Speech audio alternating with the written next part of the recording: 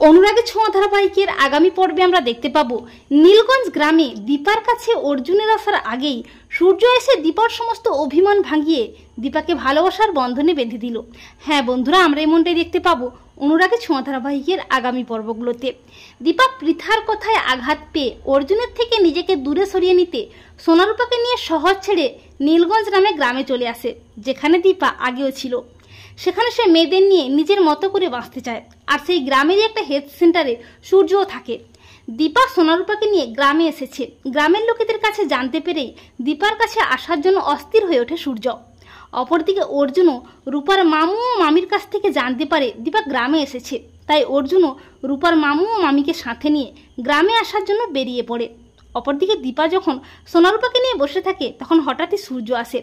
সূর্য চিৎকার করে বলে দীপা। সূর্যকে দেখে অবাক হয়ে যায় দীপা। সোনারূপাও হঠাৎ তাদের বাবাকে দেখে অবাক হয়ে যায়।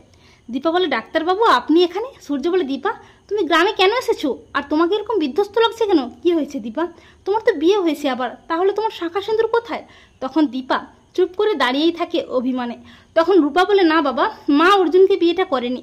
তা শুনে অবাক হয়ে যায় সূর্য। সূর্য সোনারূপাকে জড়িয়ে ধরে অনেক আদর করে। এরপর সূর্য অভিমানী দীপার সমস্ত মান অভিমান ভাঙিয়ে ভালোবাসার বন্ধনে বেঁধে আবারও কাছে টেনে নেয় দীপাকে।